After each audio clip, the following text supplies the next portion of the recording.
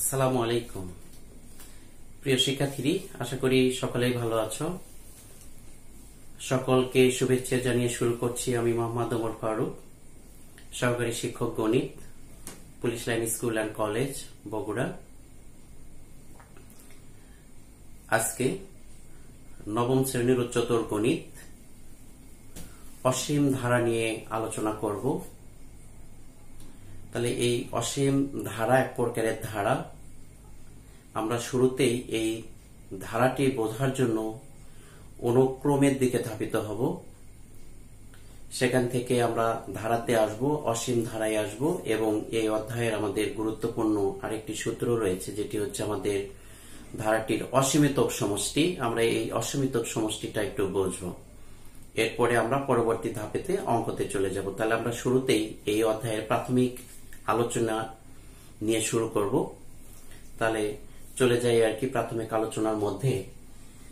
এখানে ধারার নাম হচ্ছে অসীম ধারা। অসীম ধারা থেকে আমরা খুব সহজেই বুঝি যে ধারার পদ সংখ্যা আমাদের নির্দিষ্ট করা নেই বা গণনা করে শেষ করা যাবে না, সেটি হচ্ছে আমাদের অসীম।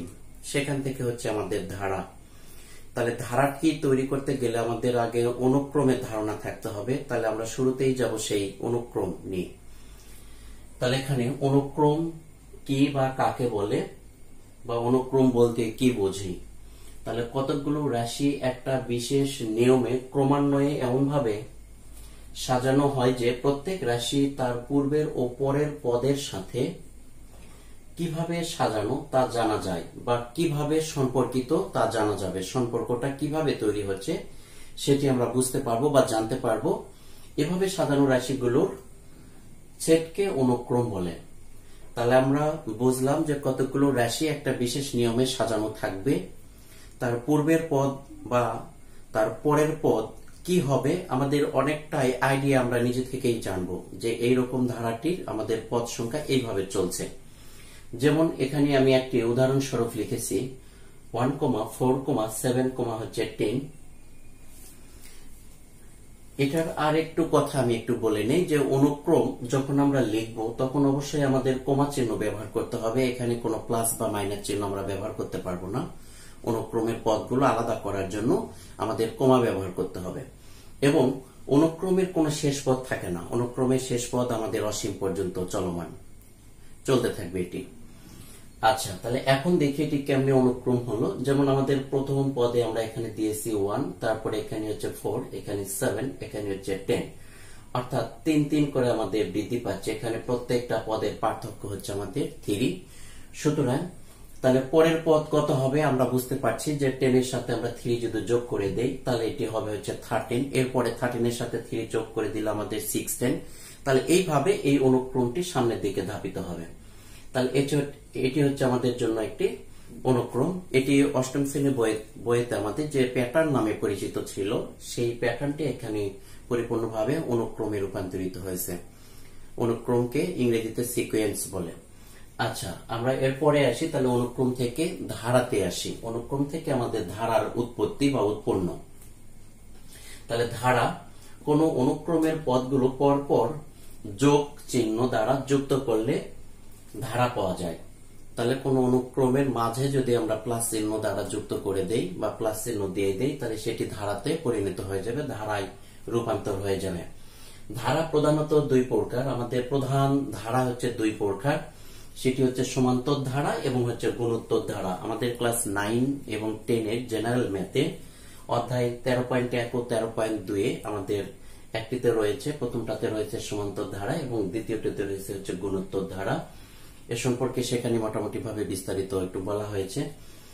তাহলে এই জায়গা থেকে আমরা ধারা রূপান্তর করলাম আমরা একটু বোঝার জন্য যে ধারা প্রাথমিক অবস্থানে আসলে একটি সমান্তর ধারা আর একটি হচ্ছে গুণোত্তর ধারা। তাহলে সমান্তর ধারার এখানে আমি একটি উদাহরণ উপস্থাপন করেছি আর কি লিখেছি। এখানে গুণোত্তর ধারার একটি উদাহরণ আমরা দেখতে পাচ্ছি। তাহলে সেই ক্ষেত্রে তোমরা একটু ভালো করে খেয়াল করো যে প্রথম যে উদাহরণটা আমি এখানে লিখেছি সেটা হচ্ছে 1 + 3 + 5 + up to dot প্লাস হচ্ছে 19 ইকুয়াল হোয়াট, অর্থাৎ 1 থেকে 19 পর্যন্ত এই স্বাভাবিক বিজোড় সংখ্যাগুলোর যোগফল এখানে দেখাইছি। তাহলে সেক্ষেত্রে এটা একটি সমান্তর ধারা। সমান্তর ধারা আমরা কেমনে বুঝবো? যদি দুইটি পদের পার্থক্য সর্বদা একই হয়, সমান হয়, তাহলে সেই ধারা হয় হচ্ছে আমাদের সমান্তর ধারা। এখানে মানে 3 থেকে যদি 1 আমরা মাইনাস করে দেই তাহলে 2 পাই, 5 থেকে 3 মাইনাস করে দিলে আমরা 2 পাই। এরপরে 5 এর পরে পদ আসবে 7, 7 থেকে 5 যদি আমরা বিয়োগ করে দেই, মাইনাস করে দেই, তাহলে এখানে 2 পাবো। তাহলে প্রত্যেক ক্ষেত্রে যদি এই পার্থক্য, দুটো পদের পার্থক্য আমরা সমান পাই বা একই পাই, তাহলে সেই ধারার নাম হবে হচ্ছে আমাদের সমান্তর ধারা। আচ্ছা, এটা বিয়োগ করার নিয়ম যে পর পদ বিয়োগ হলো পূর্বের পদ, অর্থাৎ আগেই লিখবো আমরা পরের পদ, সেখান থেকে তার আগের পূর্ববর্তী পদের মানটা আমরা মাইনাস করতে হবে আমাদের, তাহলে আমাদের এই ধারাটা আমরা পরিপূর্ণভাবে বুঝতে পারবো। তাহলে আশা করি এখানে সমান্তর ধারা কি এটা আমরা বুঝতে পারলাম। যদি কোনো ধারার দুটি পদের পার্থক্য সর্বদা একই হয়, তাহলে সেই ধারার নাম হবে সমান্তর ধারা। এবার আসি গুণোত্তর ধারায়। গুণোত্তর ধারা এখানে লিখেছি 1 + 1 3 + 1/9 প্লাস আপ টু ডট দিয়েছি। এটা একটা অসীম ধারা অনুসারে লিখেছি আমি। আচ্ছা, তাহলে এটা গুণোত্তর ধারা আমরা কিভাবে বুঝবো? গুণোত্তর ধারা আমাদের বোঝার উপায়টি কি? যদি কোনো ধারার দুটি পদের অনুপাত অথবা ভাগফল সর্বদা একই পাওয়া যায়, যদি দুটো পদের বললাম অনুপাত অথবা হচ্ছে ভাগফল যদি সর্বদা একই পাওয়া যায়, তাহলে সেই ধারার নাম হবে গুণোত্তর ধারা। তাহলে এটি একটি গুণোত্তর ধারা, কারণ দুটো পদের ভাগফল, অর্থাৎ এখানেও ঠিক একই নিয়ম যে দ্বিতীয় পদকে প্রথম পদ দ্বারা ভাগ অথবা তৃতীয় পদকে তার পূর্ববর্তী পদ দ্বারা ভাগ করতে হবে। তাহলে আমরা এই 1/3 কে যদি 1 দ্বারা ভাগ করি তাহলে 1/3 পাবো। এখানে 1/9 একে যদি 1/3 দ্বারা ভাগ করি আবার 1/3 পাবো। তাহলে সুতরাং এই ধারা হচ্ছে আমাদের একটি গুণোত্তর ধারা। আচ্ছা, এখান থেকে আরেকটি কথা আসবে আমাদের অসীম ধারা এবং সসীম ধারা। অসীম ধারাটি এখানে আমি লিখেছি যে ধারার পদ সংখ্যা গণনার মাধ্যমে নির্দিষ্ট করা যায় না তাকে অসীম ধারা বলে, অর্থাৎ যে ধারার পদ সংখ্যা সুনির্দিষ্ট ভাবে নেই আর কি, অথবা শেষ পর্যন্ত আমরা জানবো না, শেষে ডট দেওয়া থাকবে, সেই ধারাটির নাম হবে অসীম ধারা। যে ধারার পদ সংখ্যা আমাদের শেষ পর্যন্ত দেওয়া থাকবে, যেমন এই যেখানে আমি একটি উপস্থাপন করেছি 1 + 3 + 5 plus up to dot plus হচ্ছে 19 ইকুয়াল টু হোয়াট, অর্থাৎ এই ধারাটির পদ সংখ্যা আমাদের বের করা সম্ভব। এটি হচ্ছে একটি সসীম ধারা। আচ্ছা, এখানে অবশ্য উদাহরণ আমি একটা দিয়েছি অসীম ধারার ক্ষেত্রে 3 + 9 + 27 + 81 প্লাস আপ টু ডট, এটি হচ্ছে একটি আমাদের অসীম ধারা, যদিও গুণোত্তর ধারা অনুসারে লিখেছি আর কি। আচ্ছা, এরপরে এই অধ্যায়টিতে আমাদের যে গুরুত্বপূর্ণ কথাটি আসবে ধারাটির অসীমিত সমষ্টি। এটা বলতে কি বুঝি বা কি এটি? আমাদের অসীমিত সমষ্টি আসে ওই সকল ধারার, যে সকল গুণোত্তর ধারার পদ সংখ্যা, পদের মান ধীরে ধীরে কমতে কমতে শূন্যের দিকে যাবে। যেমন এখানে একটি আমি ধারা লিখেছি 1 + 1/3 + 1/9, এর পরের পদ আসবে 1/27, তারপরের পদ আসবে 1/81, এভাবে এটা সামনের দিকে চলমান হবে। তার মানে এই ধারার পদ সংখ্যা যতই আমাদের বাড়বে তার মান ততই কমে যাচ্ছে। সুতরাং এই পদগুলো একসময় কমতে কমতে আমাদের একেবারে শূন্যের দিকে ধাপিত হবে, অর্থাৎ শূন্যের কাছাকাছি বলা হয়, এটা লিমিটিং ভ্যালু হিসাবে আমাদের শূন্য ধরা হয়। সুতরাং এই শূন্যের আগ পর্যন্ত পদের যোগফলে হবে এইরকম ধারার আমাদের হচ্ছে অসীমিত সমষ্টি। তাহলে অসীমিত সমষ্টি শুধুমাত্র থাকবে সেই সকল ধারা, যে ধারা হচ্ছে আমাদের গুণোত্তর ধারা হবে এবং হচ্ছে সেই ধারার পদ সংখ্যা ধীরে ধীরে হ্রাস পাবে, কমে যাবে। তাহলে সেই ক্ষেত্রে আমরা ওই ধারাটির অসীমিত সমষ্টি পাবো, অন্যথায় পাবো না। এবং অসীমিত সমষ্টির এখানে আর এর মানের উপর আরেকটি বিশেষ করে আমাদের শর্ত আসবে, যেটা আর কে হচ্ছে সাধারণ অনুপাত আমরা বলবো। সেই সাধারণ অনুপাত যদি -1 থেকে +1 এর মধ্যে থাকে, তাহলে সেই ক্ষেত্রে ধারাটির অসীমিত সমষ্টি পাওয়া যায়। তার চেয়ে ছোট অথবা তার চেয়ে বড় হলে অসীমিত সমষ্টি আমরা পাবো না। তাহলে অসীমিত সমষ্টি আমরা কি বুঝলাম? অসীমিত সমষ্টি কোন একটি গুণোত্তর ধারার পদের মান যখন ধীরে ধীরে কমতে কমতে আমাদের ক্রমান্বয়ে শূন্যের দিকে ধাপিত হবে, অর্থাৎ খুবই শূন্যের কাছাকাছি হবে। এই শূন্য, যে শূন্য পাচ্ছি, এই শূন্যের আগ পর্যন্ত যোগফলের মানই হবে ধারাটির অসীমিত সমষ্টি। তাহলে এখানে আমি একটু বিবৃতিও দিয়েছি, যদি কোনো গুণোত্তর ধারার পদের মান ক্রমান্বয়ে হ্রাস পেয়ে শূন্যের দিকে ধাপিত হয়, তবে শূন্যের পূর্বের পদের বা পদগুলোর সমষ্টি হলো অসীমিত সমষ্টি। অসীমিত সমষ্টি নির্ণয়ের আমাদের যে সূত্রটা আমরা ব্যবহার করব, সেই সূত্র হচ্ছে আমাদের, এটাকে s ইনফিনিটি দ্বারা প্রকাশ করা হয় a/1 - r এই সূত্রটি হবে হচ্ছে ধারাটির অসীমিতক সমষ্টি নির্ণয়ের সূত্র। এখান থেকে আমরা ধারাটির অসীমিতক সমষ্টি পাবো। তাহলে আশা করি এটিও সকলে বুঝতে পারছো আর কি। তাহলে পরবর্তীতে আমরা চলে যাব এই অধ্যায়ের গুরুত্বপূর্ণ কিছু অঙ্ক নিয়ে আর কি। তাহলে এবার আমরা এই অধ্যায়ের গুরুত্বপূর্ণ অঙ্কের দিকে যাচ্ছি আর কি। তাহলে শুরুতেই আমরা যাব অধ্যায়ের আমাদের 11 নম্বর অঙ্ক। 11 ক দিয়ে শুরু করেছি এখানে, এবং প্রত্যেকটা অঙ্কের জন্য আমাদের একই কথা বলা ছিল যে প্রদত্ত অসীম ধারার অসীমিতক সমষ্টি যদি থাকে তবে তা নির্ণয় করো। তাহলে এই যে যদি থাকে, এখানে একটি কথা রয়েছে, তার অসীমিতক সমষ্টি থাকবে কিনা বা আছে কিনা আমরা এটি কেমনে বুঝবো আসলে। তো অঙ্কের দিকে যাই, সেখান থেকে আমরা একটু বুঝতে পাবো ইনশাল্লাহ আশা করি।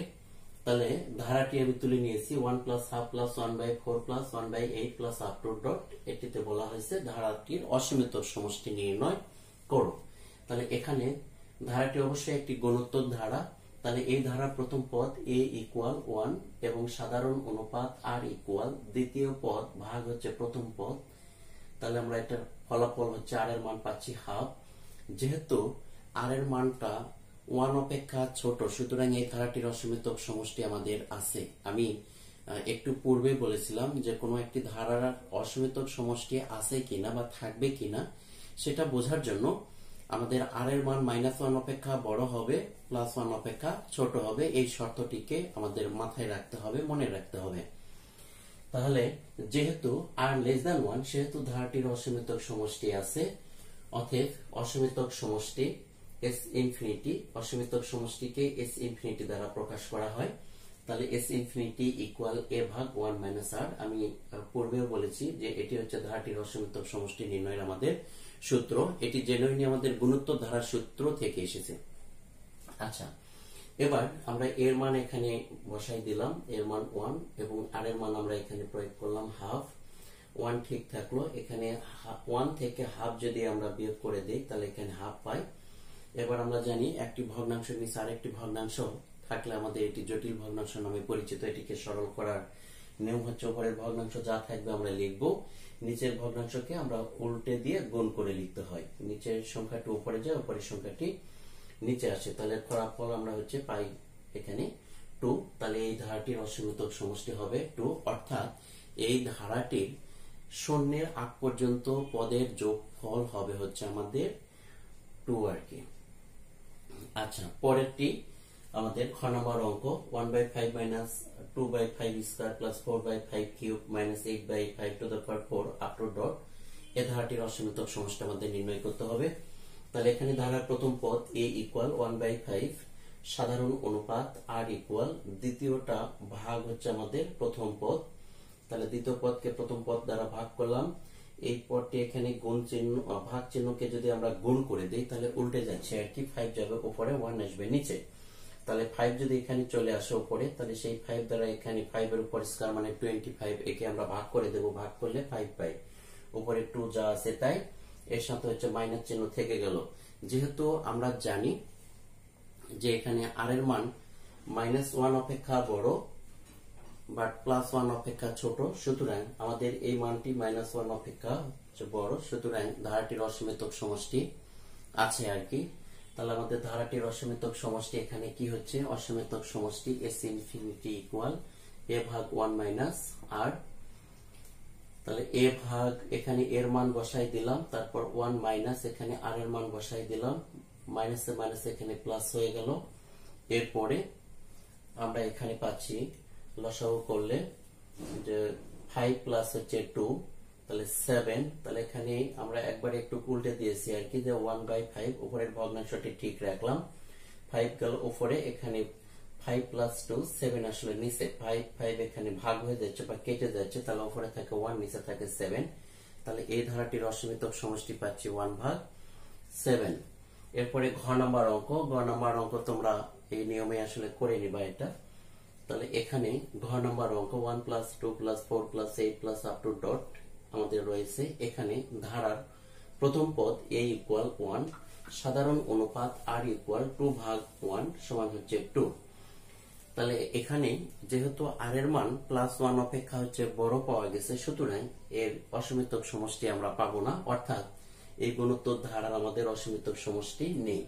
তাহলে এখানে তার ব্যাখ্যা আমি দিয়ে দিয়েছি যে যেহেতু আর গ্রেটার দেন 1 সেহেতু ধারাটির অসীমিতক সমষ্টি নেই। আশা করি বুঝতে পেরেছো আর কি। তাহলে এরপরে আমরা ও নাম্বার অঙ্কতে চলে যাব। এখানে half plus -1/4 plus 1/8 plus -1/16 plus হচ্ছে আপ টু ডট। এই ধারাটির অসীমিতক সমষ্টির ক্ষেত্রে আমরা ধারার প্রথম পদ a ইকুয়াল হাফ এবং সাধারণ অনুপাত r ইকুয়াল দ্বিতীয়টা ভাগ হচ্ছে প্রথম পদ, দ্বিতীয় পদকে প্রথম পদ দ্বারা যদি আমরা ভাগ করি তাহলে -1/2 পাই। তাহলে যেহেতু -1/2 এখানে আমাদের -1 অপেক্ষা বড়, সুতরাং এই ধারাটির অসীমিতক সমষ্টি আমাদের আছে। অতএব অসীমিতক সমষ্টি a ভাগ 1 - r সূত্রটি লিখলাম। এখানে এর মান এবং r এর মান আমরা বসাই দিয়ে ছোট করে এখানে ক্যালকুলেট করে আমরা 1/3 পেয়ে গেছি। তাহলে এই হচ্ছে ও নম্বরের আমাদের অ্যান্সার। তাহলে এই ছিল মোটামুটি আমাদের এই 11 নম্বর অঙ্ক নিয়ে কথা, যেখানে সবগুলো ধারারই অসীমিতক সমষ্টি তারা নির্ণয় করতে বলছিল এবং বলছিল যে যদি থাকে সমষ্টি অসীমিতক সমষ্টি তবে নির্ণয় করো।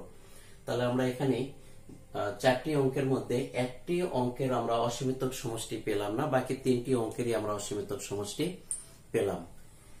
তাহলে আশা করি তোমরা সকলেই বুঝতে পেরেছো আর কি। আমরা এই পরবর্তীতে চলে যাব আমরা 12 নম্বর অঙ্কতে। তাহলে এবার অঙ্ক নাম্বার আমরা 12 নম্বরে চলে যাব। 12 নম্বরের ক নম্বর অঙ্কটি দেখব। এটি খুবই গুরুত্বপূর্ণ অঙ্ক, অত্যন্ত ইম্পর্টেন্ট একটি অঙ্ক আমাদের। তাহলে অঙ্কটি দেওয়া রয়েছে 7 + 7 + 777 + আপ টু ডট। বলা হয়েছে ধারাটির n সংখ্যক পদ পর্যন্ত সমষ্টি নির্ণয় করো, অর্থাৎ শেষ পদ দেওয়া নেই এখানে। তাহলে এই ক্ষেত্রে যদি শেষ পদ দেওয়া থাকে তাহলে আমাদের হচ্ছে ধারাটির সমষ্টি নির্ণয়ের ক্ষেত্রে এনটা থেকেই যাবে আর কি তার অ্যান্সারের সাথে, যেহেতু এন সংখ্যক পদ পর্যন্ত যোগফল নির্ণয় করতে বলা হয়েছে। তাহলে এখানে অঙ্কটি দেখি 7 + 7 + 777 + আপ টু ডট। ধারাটির n সংখ্যক পদের সমষ্টি নির্ণয় করো বা n তম পদ পর্যন্ত যোগফল নির্ণয় করতে হবে। তাহলে এখানে ধরি এস এখানে সমষ্টি বোঝায় সামেশন যেটা। তাহলে s equal 7 + 7 + 777 + up to dot n তম পদ পর্যন্ত এর যোগফল নির্ণয় করতে হবে আমাদের। তাহলে এখানে আমি 7 কমন নিলাম। তাহলে 7 কমন নিলে থাকে 1, 7 কমন নিলে থাকে 11, 7 কমন নিলে থাকে হচ্ছে 111 plus up to dot n তম পদ পর্যন্ত। এরপর 7 ভাগ হচ্ছে 9 দ্বারা ভাগ করছি, তাহলে 9 দ্বারা আবার গুণ করতে হবে। আমাদের এই সকল ধারার প্রধান বৈশিষ্ট্য হচ্ছে যে 10 নিয়ে আসতে হবে। আসলে আমরা একটা গুণোত্তর ধারাতে উপনীত হব, প্রসেস করে আমরা ধীরে ধীরে একটি গুণোত্তর ধারা তৈরি করব, সেখান থেকে এই ধারাটি আমাদের নির্ণয় করতে হবে জেনুইন।